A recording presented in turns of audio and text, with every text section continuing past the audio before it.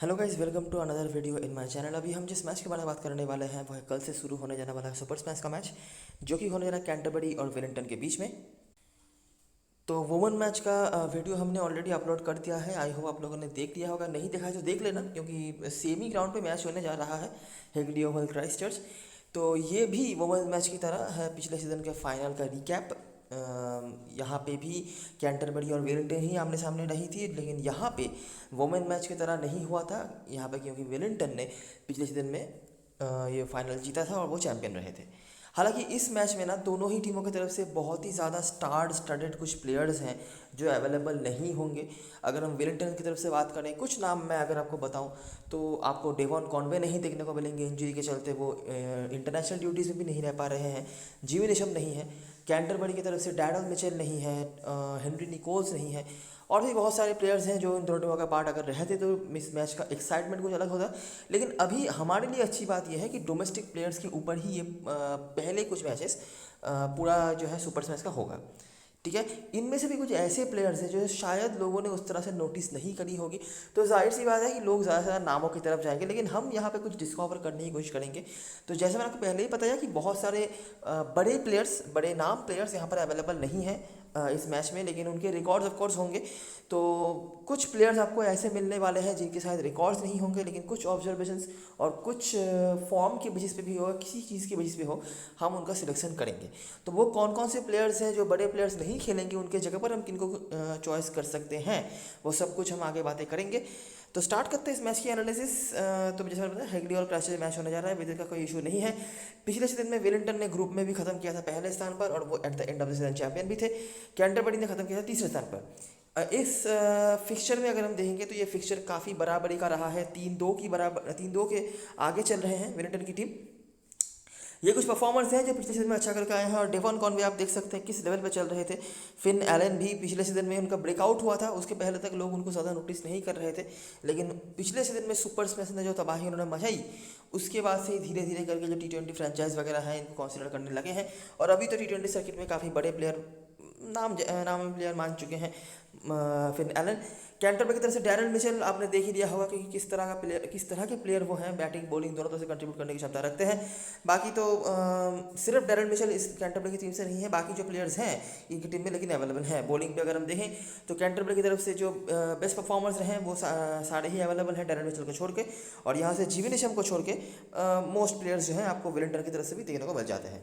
लेकिन नोटिस करने वाली बात यह है कि वेलिंगटन की तरफ से जो बॉलिंग का लिस्ट है वो लंबा है, कैंटरबरी की तरफ से जो बेस्ट परफॉर्मर है वो दोनों टीम मिलाकर बेस्ट परफॉर्मर है, लेकिन बाकी उनके अलावा अगर हम बॉलिंग लिस्ट की बात करते हैं तो वहाँ पर आपको थोड़ा सा शॉर्टेज जो है देखने को मिल जाता है। आ जाते हैं और देखते हैं, जब ये दोनों टीमें हमारे सामने हुई हैं हिस्टोरिकली तो क्या क्या चीज़ें देखने को मिला है। पिछले सीजन के फाइनल के पहले तक ना कोई समझ लीजिए ज़्यादा नॉकआउट मैचेस हुए नहीं हैं दोनों टीमों के बीच में, तो ज़्यादा मैचेस में हमें यहाँ पे रन जो है देखने को नहीं मिले हैं दोनों टीमों के बीच में।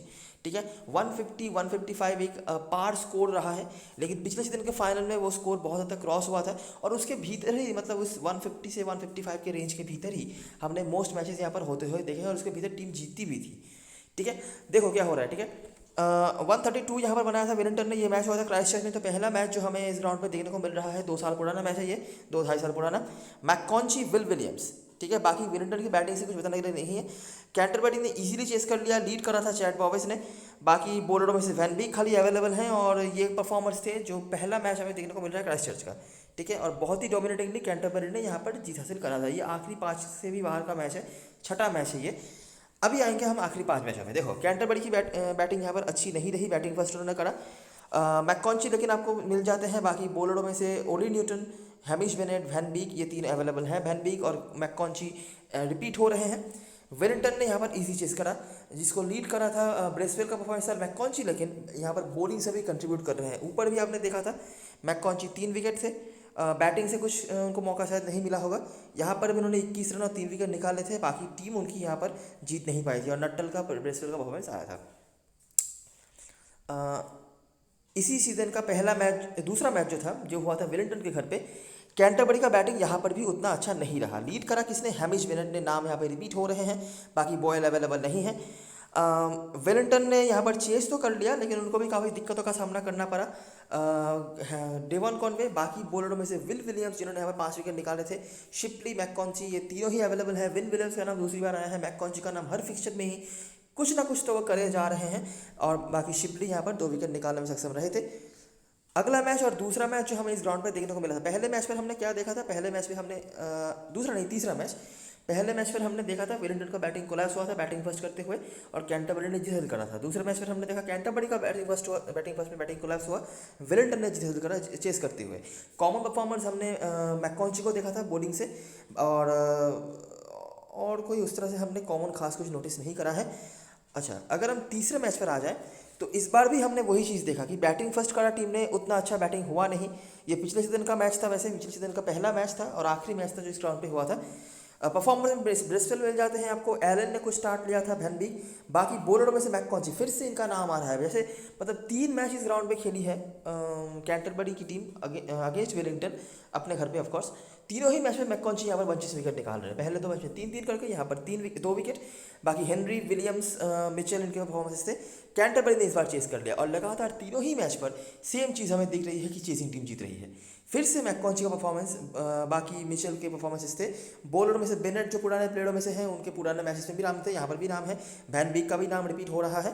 तो देखिए, क्राइस्टचर्च के मैचेस को हमें ज़्यादा प्रायोरिटी देनी है, आगे भी मैं मैचेस दिखाऊंगा। तो क्राइस्टचर्च के मैचेस में सिमिलरिटी आपको दिख रही है ना, तीनों ही मैच पे जो भी टीम बैटिंग फर्स्ट कर रही है उनका उतना अच्छा बैटिंग नहीं रहा है, ज़्यादा स्कोर्स इंडिविजुअली हमने बनते हुए नहीं देखे हैं, चेसिंग टीम जीत रही है। ठीक है, कोल मैककॉन्ची स्टैंडर्ड परफॉर्मर है तीनों ही मैच में, इवन जो मैच वो हारे भी हैं उनकी टीम वहाँ पे भी।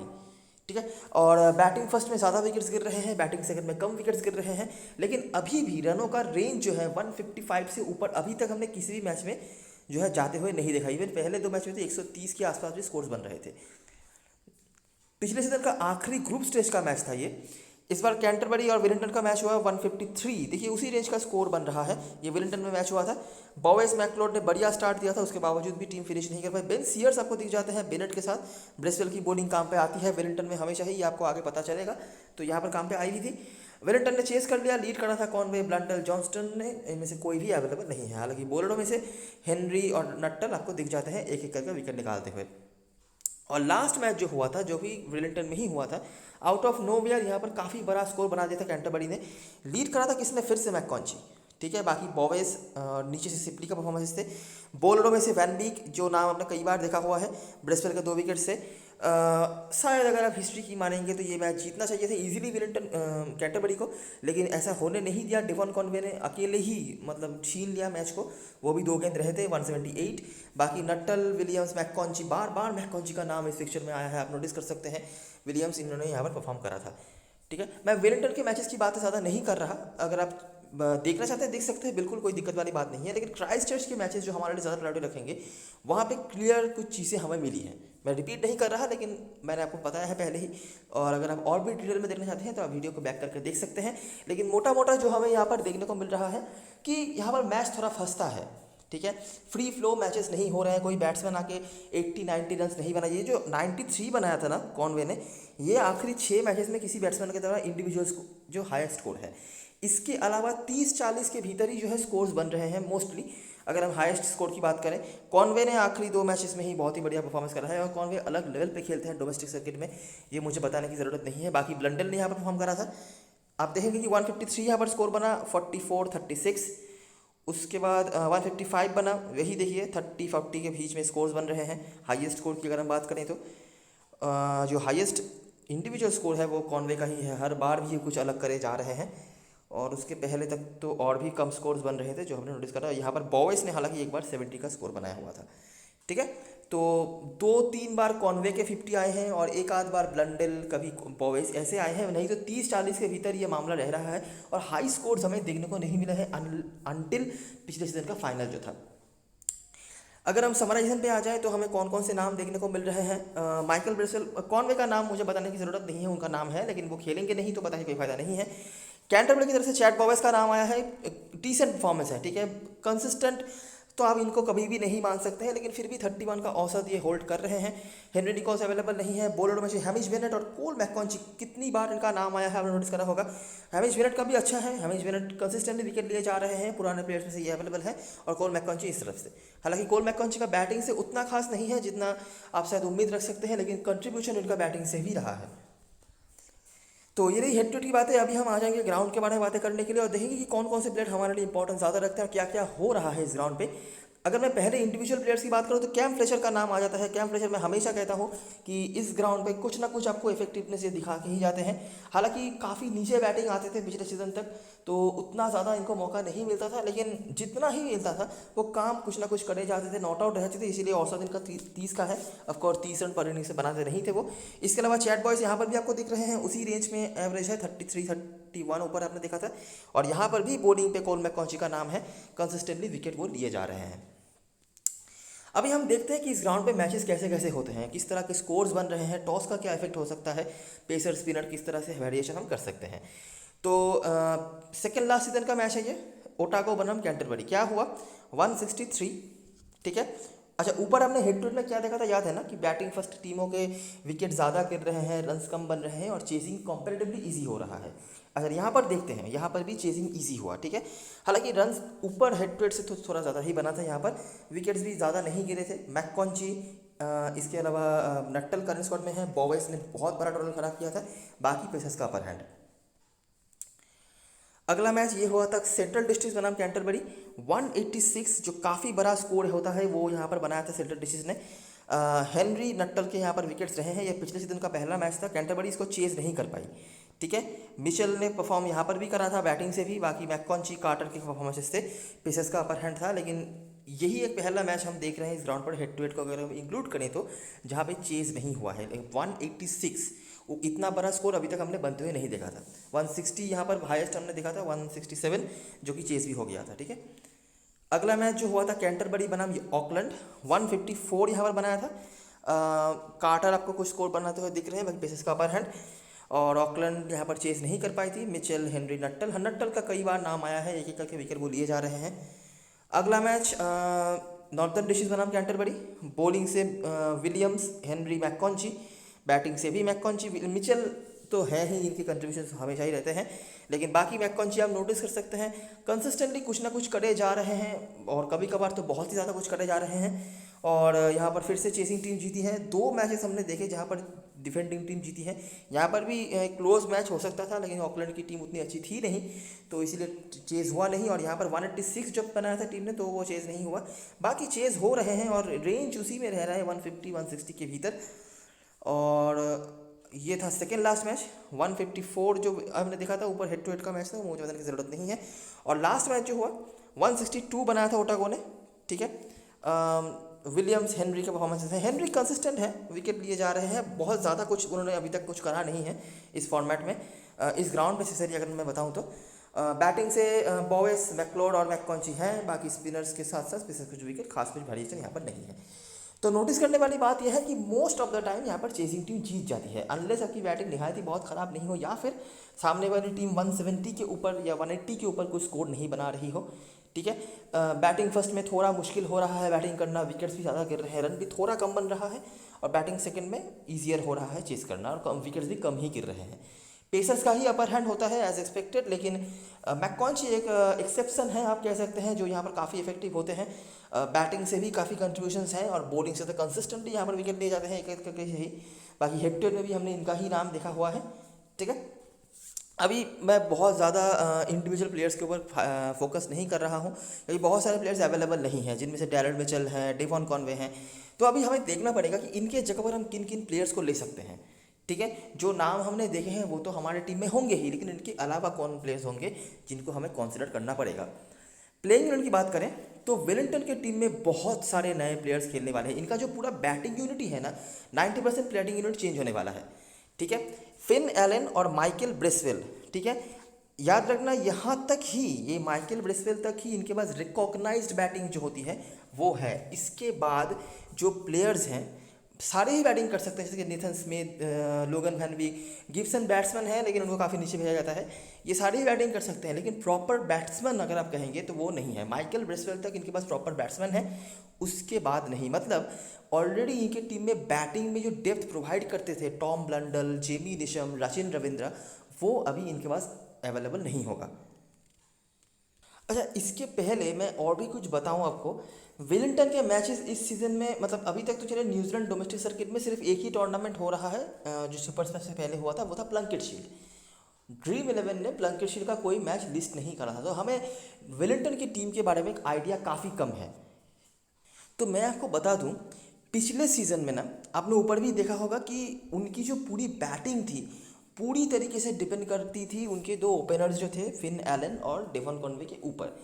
उसके बाद अगर इन केस वो फेल हो जाते थे तो नीचे से Tom Blundell, Jimmy Neesham, Michael Bracewell ये संभालते थे, राचिन रविंद्र ये संभालते थे। अभी मैंने जितने प्लेयर्स का नाम बताया उनमें से सिर्फ माइकल ब्रेसवेल अवेलेबल है। अभी सिर्फ माइकल ब्रेसवेल जब अवेलेबल होते हैं, बाकी प्लेयर्स जब अवेलेबल नहीं होते हैं, तब इनकी टीम की बैटिंग की हालत क्या होती है ये समझने के लिए आपको देखना पड़ेगा पिछले सीज़न में जो इनका हालत हुआ था प्लंकेट शील्ड और फोर्ड ट्रॉफी में। बैटिंग बहुत ही ख़राब चल रहा था उनका, ठीक है। मतलब हर मैच पे ही रूटीन करके वो ऑल आउट होते थे और लो स्कोर ही इनकाउंटर होता था। बाकी उनके बॉलर्स कुछ करें तो करें, कुछ एक आध बैट्समैन बीच बीच में झलक दिखाते थे, लेकिन कंसिस्टेंटली उनकी बैटिंग खराब रहती थी। और इस सीज़न में भी यही चीज़ हुआ है। यहाँ पर तो फिर भी फिन एलन अवेलेबल थे, वो प्लंकेट शील्ड में हर मैच खेले भी थे, लेकिन फिर भी वो उनका भी कुछ खास अता पता नहीं था। हालांकि पता नहीं कि वाइट बॉल क्रिकेट में वो चलक कर भी सकते हैं, लेकिन रेड बॉल क्रिकेट में तो कोई अता पता नहीं था। और हर मैच पे रूटीन करके वेलिंगटन ऑल आउट भी हुई थी। अगर मैं बहुत गलत नहीं हूँ तो एक भी मैच पे उन्होंने 300 का आंकड़ा भी क्रॉस नहीं करा था। प्लंकेट शील्ड की बात हो रही है, ठीक है। जो नए प्लेयर्स हैं उनको मौके मिले हैं, एक आध बैट्समैन ने एक आध मैच में कुछ परफॉर्म करा होगा, लेकिन कंसिस्टेंटली कोई भी नहीं चले हैं। और अभी भी आप ये चीज़ उम्मीद रख सकते हैं, अनलेस कि जो फिन एलन है ये टॉप ऑर्डर में कुछ झलक दिखा दे, या फिर जो नए प्लेयर्स हैं ये वाइट बॉल क्रिकेट में कुछ अलग कर दें, तो कुछ हो सकता है। नहीं तो इनके बैटिंग में ऑलरेडी डेप्थ कम हो चुकी है, ये आपको दिख जाएगा, ठीक है। ये मुझे बताने की ज़रूरत नहीं है। अभी हमें देखना पड़ेगा कि जो प्लेयर्स अवेलेबल नहीं है उनका जगह कौन ले पाते हैं। तो बात करते हैं प्लेयर्स के बारे में। फिन एलन मुझे बताने की ज़रूरत नहीं है, माइकल ब्रेसवेल भी शायद आपकी टीम में हो जाएंगे।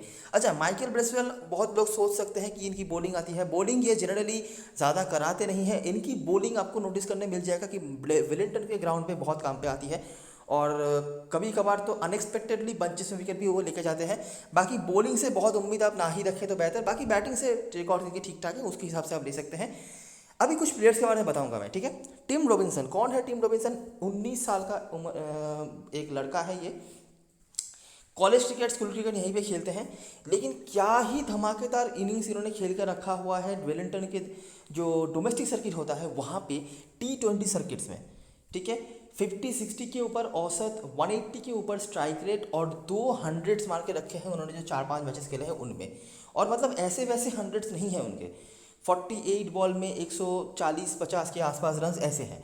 अभी मैं मानता हूँ कि वो कॉलेज क्रिकेट है, स्कूल क्रिकेट है, लेकिन इतना तो पता चल ही रहा है कि ये बंदा हिट कर सकता है बॉल, ठीक है। और क्या पता अगर एक आध ओवर अही से कनेक्ट हो जाए तो ये कुछ अलग लेवल पे नहीं चला जाए। बहुत ही एक्साइटिंग टैलेंट है। अगर मैं मीडिया की ही बातें करूँ जो कह रहे हैं इनके बारे में, तो बहुत ही एक्साइटिंग टैलेंट है। एक ट्राई आप बिल्कुल इनको कर सकते हैं फिन एलन के साथ। एक मुझे लगता है काफ़ी एक्साइटिंग कॉम्बिनेशन बना सकते हैं। जीरो पे भी आउट हो सकते हैं, कोई दिक्कत वाली बात नहीं है। एक ट्राई आप कर सकते हैं अगर आप चाहें तो, ठीक है। ल्यूक जॉर्जेसन, अगर आप हमारे साथ डोमेस्टिक क्रिकेट काफ़ी दिनों से फॉलो कर रहे हो, आपको पता होगा ल्यूक जॉर्जेसन कौन है। ल्यूक जॉर्जेसन आयरलैंड जो डोमेस्टिक सर्किट हुआ था वहाँ पे भी रेगुलरली खेले थे, और अभी इनके पास काफ़ी मैच्योरिटी आ चुकी है। जनरली वेलिंगटन के सेकंड टीम के होकर रेगुलरली वो खेलते हैं। अभी इनको सीनियर लेवल में मौका मिल रहा है क्योंकि बहुत सारे प्लेयर्स अवेलेबल नहीं है। प्रॉपर ऑलराउंडर है, जनरली बैटिंग हैंड ज़्यादा अच्छा है इनका, और इसीलिए टॉप ऑर्डर में भी कभी कभार खेला जा सकता है इनको। बॉलिंग भी कर सकते हैं, ठीक है। काफ़ी अच्छे ऑप्शन बन सकते हैं। मुझे लगता है इनको प्रॉपर्ली बॉलिंग मिल भी सकती है, ना मिलने के चांसेस ज़्यादा हैं, लेकिन कम से कम कुछ ओवर अगर ज़रूरत पड़े तो इनको बॉलिंग मिल सकती है। उसके बाद आता है Nathan Smith. Nathan Smith Otago के होकर खेलते थे पिछले सीजन में, और गलती से भी ये बॉलर में लिस्टेड है, लेकिन गलती से भी इनको बॉलर मत समझ लेना। जेनुइन ऑलराउंडर हैं और बैटिंग है इनका बहुत ही बढ़िया है। जो वेलिंगटन का प्लंकेट शील्ड का कैंपियन रहा है अभी तक, जो गिने चुने परफॉर्मर्स रहे हैं जिन्होंने परफॉर्म करा है कुछ हद तक, उनमें से नेथन स्मिथ एक है। हाई पॉसिबिलिटी है कि इनको पूरा ओवर का बॉलिंग मिल जाएगा, ओपनिंग बुन में भी आ सकते हैं और यहाँ पर उनको बैटिंग में भी काफ़ी ज़्यादा प्रमोशन मिल सकता है। बहुत ही यूनिक एक ऑब्जर्वेशन है, मतलब प्लेयर है ये। मुझे पर्सनली ये काफ़ी पसंद है और अभी इनके पास जो पूरा पोटेंशियल है उसको सही से इस्तेमाल भी कर सकती है टीम। ओटागो तो इनको T20 में ज़्यादा खिलाती नहीं थी, लेकिन वनडे में जब भी इनको मौका मिलता था इन्होंने हमेशा परफॉर्म करके रखा हुआ है। ल्यूक जॉर्जेसन ट्राइड एंड ट्रस्टेड नहीं है, लेकिन नेथन स्मिथ इस फॉर्म में ट्राइड एंड ट्रस्टेड हैं और एक्सपीरियंस भी इनके पास काफ़ी है। बाकी नीचे आएंगे तो ग्रीनवुड में मोस्ट प्रोबेबली कीपिंग करेंगे ये। उसके बाद लोगन वैन बीक, गिब्सन, ये बैट्समैन हैं लेकिन इनको बहुत नीचे बैटिंग भेजा जाता है। यंग हस्बैंड जो टीम के मेन स्पिनर होने वाले हैं, ज़रूरत पड़ने पर ब्रेसवेल बॉलिंग करा सकते हैं। उसके बाद हैमिश बेनेट और बेन सीयर्स ने पिछले मैच सीजन में कुछ मैचेस खेला था और अच्छी बॉलिंग कराई थी इन्होंने, कुछ मैचेस में भी निकाल के रखा था इन्होंने। तो हमारे टीम में जो प्लेयर्स जरूर से होंगे, फिन एलन, नेथन स्मिथ, लोगन वैन बीक, हैमिश बेनेट, ये 4 प्लेयर्स मेरी टीम में जरूर से देंगे। मैंने माइकल ब्रेसवेल का नाम नहीं बताया, एक ऑब्जर्वेशन है मेरा कि माइकल ब्रेसवेल का बेस्ट परफॉर्मेंस विलिंगटन में आता है। बाकी सेफ बैट्समैन होंगे, ऑलरेडी सीनियर प्लेयर ज़्यादा है नहीं, अब इनको ले सकते हैं। ठीक है, अगर आप माइकल ब्रेसवेल का चांस कहीं पे लेना चाहते हो तो आपके पास रॉबिन्सन का ऑप्शन खुल सकता है और जॉर्जसन यहाँ से। ठीक है, तो ये 6 प्लेयर्स होंगे, 6 या 7 प्लेयर्स, जिनमें से हम 4 या 5 मैक्सिमम लेंगे। बस यही कुछ है, यहाँ पर और कुछ बताने के लिए नहीं है। बात करते हैं कैंटरबरी की टीम के बारे में। कॉम्पेरेटिवली बेटर हालत में मुझे कैंटरबरी की टीम दिख रही है। हालांकि इनके टीम में भी काफ़ी सीनियर प्लेयर्स अवेलेबल नहीं है, अगर आप नोटिस करेंगे तो टॉड एसेल नहीं है, सबसे बड़ी बात तो डैरल मिशेल नहीं है जिनके ऊपर पूरा कैंपेन डिपेंड करा था इनका T20 का, हेनरी निकोल्स नहीं है। लेकिन फिर भी इनकी टीम में सीनियरिटी की अगर हम बात करें तो ज़्यादा है, एक्सपीरियंस की बात करें तो ज़्यादा है। ठीक है, बॉवेस और मैकलॉड ओपनिंग करेंगे। उसके बाद मैककॉन्ची, लियो कार्टर काफ़ी नीचे बैटिंग करने आते थे, लेकिन अभी क्योंकि कोई अवेलेबल नहीं है तो मोस्ट प्रोबेबली नंबर 4 का स्लॉट इनको ही मिलने वाला है। कैम फ्लेशर का भी वही सीन है, बैटिंग में प्रमोशन मिल सकता है। उसके बाद 2 नए प्लेयर्स हैं, मैट है और विल ओरोका। इन दोनों में से कोई एक मेरे ख्याल से खेलेंगे। मैट है स्पिन बॉलिंग का ऑप्शन भी प्रोवाइड करवा सकते हैं मैककॉन्जी के साथ। हेनरी शिपली का भी ऑप्शन है, हेनरी शिपली काफ़ी दिनों से खेल रहे हैं, बैटिंग हैंड काफ़ी अच्छा है, तो विल ओरोका और हेनरी शिपली में से मेरे ख्याल से कोई एक खेलेंगे। और मैट है को टीम स्पिन ऑलराउंडर की तरह यूज़ कर सकती है, बॉलिंग शायद ही मिले लेकिन बैटिंग के लिए टीम इनको यूज़ कर सकती है। उसके बाद एड नट्टन है, Matt Henry, Will Williams, Blake Coburn.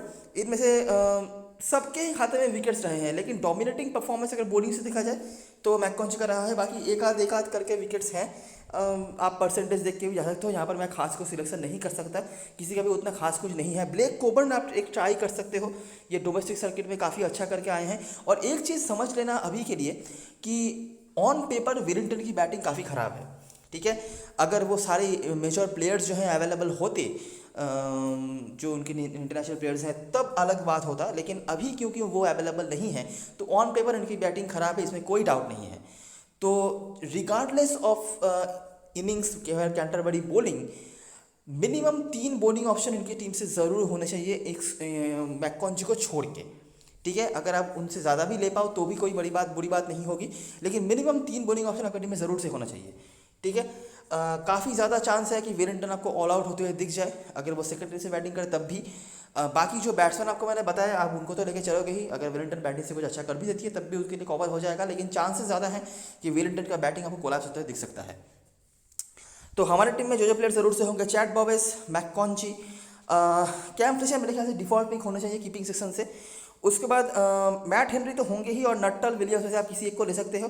Black Coburn काफ़ी एक्साइटिंग पिक बन सकते हैं आपके लिए, पिछले सीजन में कुछ मैचों में विकेट निकाला हुआ था। और बाकी ऑप्शंस में हेनरी शिपली वगैरह हैं, ये थोड़ी सी बैटिंग कर सकते हैं। बाकी मुझे लगता है जो मेजर बॉलर्स इनके लिए होने वाले हैं वो होंगे ये 4 और मैककॉन्ची 5। बाकी जो कुछ हद तक कुछ ओवर्स अगर बचें तो हेनरी शिपली या फिर यहाँ पर हैं, ये कुछ हद तक कर सकते हैं। कैप्टन वैसरन चॉइस की बात करें तो विलिंगटन की तरफ से एलन मेरे ख्याल से परसेंटेज कैप्टन वैसरन में आएंगे। उसके बाद ब्रेसवेल, वैन बीक, बेनेट, ये 4 ऑप्शन सबके टीम में होंगे और ये 4 हमारे टीम में भी शायद हो जाएंगे। शायद ब्रेसवेल के ऊपर मैं थोड़ा चांस लूँ अगर लगे तो, नहीं तो लेके चले की कोई दिक्कत वाली बात नहीं है। रिस्क में लेना है तो टीम रॉबिन्सन बहुत ही एक्साइटिंग पिक है, ये वर्ड ही मैं यूज़ करूँगा, इससे ज़्यादा मैं आपको हाइप नहीं करूँगा, एक्साइटिंग। ठीक है, बाकी देखना पड़ेगा कितना क्या वो कर पाते हैं इतने एक्सपीरियंस्ड एक बॉलिंग रनर के सामने। जॉर्जसन आप बिल्कुल ट्राई कर सकते हैं, जॉर्जसन, नेथन स्मिथ दोनों ही ऑलराउंडर की तरह यूज होंगे। और मेरा जो कैलकुलेशन है इनके टीम में Logan van Beek, Young Husband, Bennett, Sears और नेथन स्मिथ, ये टॉप 5 बॉलर्स होने वाले हैं। छठा बॉलर अगर टीम को लगे कि स्पिनर की ज़रूरत है तो ब्रेसवेल, नहीं तो जॉर्जसन। ठीक है, और कैंटरबरी की तरफ से बॉवेज और मैककॉन्जी, ये दोनों कॉम्बिनेशन भी आप ट्राई कर सकते हो। बॉवेज हमेशा ही हिट लेवल में एक डिपेंडेबल प्लेयर होते हैं, बाकी हिट और मिस ये हमेशा हैं, तो बहुत ज़्यादा भरोसे वाले तो नहीं है, लेकिन बिल्कुल ट्राई कर सकते हो आप। हेड टू हेड और ग्राउंड दोनों में ही रिकॉर्ड्स इनके डिसेंट है। मैकलॉड उसके बाद अच्छे फॉर्म पर ये भी नहीं गुजरे हैं पिछले सीजन में जिस तरह के पोटेंशियल उन्होंने दिखाया था। अभी तक तो फ्लंक स्टील में खास कुछ उन्होंने करा नहीं है, देखना पड़ेगा कि कल के मैच में क्या करते हैं। मैट हेनरी उसके बाद बिल्कुल एक वीकर बैटिंग लाइनअप के सामने उनकी बॉलिंग आने वाली है, तो बिल्कुल लीड करने का एबिलिटी इनके पास है। हालांकि बहुत अच्छे रिकॉर्ड्स इनके नहीं है, लेकिन जो रिकॉर्ड जिस टीम के अगेंस्ट उन्होंने बना के रखा था वो टीम तो अभी रही नहीं सामने वाली टीम की अगर बात करी जाए तो। बाकी फ्लेचर कीपर सेक्शन में अगर बैटिंग फर्स्ट हो रही है, आपको कोई हिटिंग ऑप्शन दिख रहा है तो बिल्कुल हिटिंग का जगह दिख रहा है, आप फ्लेचर को ट्राई कर सकते हैं। हालांकि मुझे लगता नहीं इनको उतना ज़रूरत पड़ेगा वैसे, और नट्टल है में से कोई एक। तो मैंने इस तरह का स्ट्रक्चर बनाया है। कीपर सेक्शन में आपके पास और कोई ऑप्शन नहीं है और कोई खेलेंगे नहीं, तो फ्लेचर डिफ़ॉल्ट पिक हो जाते हैं। बैट्समैन मैंने परसेंटेज ही सिलेक्ट करे हैं, बॉवेज, एलन, ब्रेसवेल। आप यहाँ पे ऐड कर सकते हो या फिर रिप्लेस कर सकते हो ब्रेसवेल को मैकलॉड के साथ। ऑलराउंडर सेक्शन में जॉर्जसन, वैन बीक, मैककॉन्ची, ये 3 मेरी टीम में ज़रूर से होंगे। नेथन स्मिथ, विल विलियम्स या नट्टल में से आप किसी एक को ले सकते हैं, और मैट हेनरी। एक स्लॉट मैंने बचा के रखा हुआ है, और वो किसके लिए बचा के रखा है? टिम जॉनसन, जो मैंने आपको बताया है, टीम रॉबिन्सन, ये ऑलराउंडर सेक्शन में क्यों है मेरे को नहीं पता, ठीक है, लेकिन बैटिंग ऑप्शन है, एक्साइटिंग ऑप्शन है, अगर आप चाहें ट्राई कर सकते हैं। और बॉलिंग सेक्शन में विलियम्स और नट्टल में से मैं एक को ही लूँगा, और अगर आपको बॉलर एक्स्ट्रा लेना है तो आप ब्लेक कोबर्न के साथ जा सकते हैं, काफ़ी एक्साइटिंग ऑप्शन बन सकते हैं ये। बाकी आप चाहें तो सारे पॉसिबल बॉलिंग ऑप्शंस को भी लेके जा सकते हैं, तब आप यहाँ से समझिए जॉर्जसन को भी ड्रॉप कर सकते हैं, और ऐसा एक कॉम्बिनेशन बना सकते हैं। ये पूरी तरीके से हम अंडर एस्टिमेट कर रहे हैं वेलिंगटन को, और जैसा कि उम्मीद है भी, तो उसी हिसाब से ये टीम है। ये टीम कॉम्बिनेशन बुरा नहीं है, लेकिन अगर आपको कुछ अलग करना है, क्योंकि ये जो प्लेयर्स मैंने आपको बताए हैं, टिम रॉबिन्सन, ड्यूक जॉर्जसन, ये यंग प्लेयर्स हैं, ये फियरलेस क्रिकेट खेलेंगे और अच्छा फॉर्म भी ये दिखा रहे हैं, अच्छा परफॉर्मेंस रहा है डोमेस्टिक सर्किट में। इसीलिए स्पेशली जॉर्जसन के बारे में मैं ज़्यादा कहना चाहूँगा, क्योंकि ये बॉलिंग भी कर सकते हैं और काफ़ी दिनों से इस लेवल पर खेल रहे हैं। रॉबिन्सन तो फिर भी चलिए इस लेवल पर ज़्यादा खेले नहीं हैं, ठीक है। तो यही बात है, एक बॉलर की जगह पर आप कम से कम जॉर्जसन को अगर ले पाते हो तो मुझे लगता है अच्छा हो सकता है। कैप्टन वैसे चॉइस की बात करें तो मुझे लगता है नो ब्रेनर कैप्टन चॉइस है यहाँ पर मैककॉन्ची, कोई दिक्कत वाली बात ही नहीं है, और कोई बेस्ट ऑप्शन आपके पास है भी नहीं। वाइट कैप्टनसी के लिए आप यहाँ पर बॉवेज के साथ जा सकते हो, या फिर यहाँ पर किसी बॉलर के साथ। बेसिकली मैट हेनरी ही आपके लिए बेस्ट ऑप्शन बनेंगे, क्योंकि यही बेस्ट बॉलर है स्टैटिस्टिकली, तो ये कॉम्बिनेशन के साथ आप जा सकते हो। फिन एलन ऑफकोर्स एक डिसेंट ऑप्शन है, लेकिन सामने वाली टीम की बॉलिंग देखकर मुझे उतना भरोसा नहीं आ रहा है। इवन पिछले सीजन में भी कुछ खास उन्होंने करा नहीं था, हेड टू हेड में रन्स कुछ बनाए थे, इसीलिए टीम में तो हैं, लेकिन कैप्टन वाइस कैप्टनसी के लिए शायद हम इनको कंसिडर नहीं करें, ठीक है। तो मैककॉन्ची कैप्टन, बॉवेज वाइस कैप्टन कॉम्बिनेशन अच्छा हो सकता है, या फिर मैककॉन्ची के साथ आप किसी बॉलर को वाइस कैप्टन बना सकते हो, जो भी डिसेंट ऑप्शन है। तो ये रही सारी चीज़ें, सारी एनालिसिस। वीडियो अगर पसंद आया हो तो लाइक ज़रूर करना, सब्सक्राइब करना चैनल को, टेलीग्राम चैनल पे ज़रूर ज्वाइन हो जाना, क्योंकि लास्ट में सारी अपडेट्स वगैरह वहीं पे आने वाली हैं। तब तक के लिए best luck for this match and good bye for now.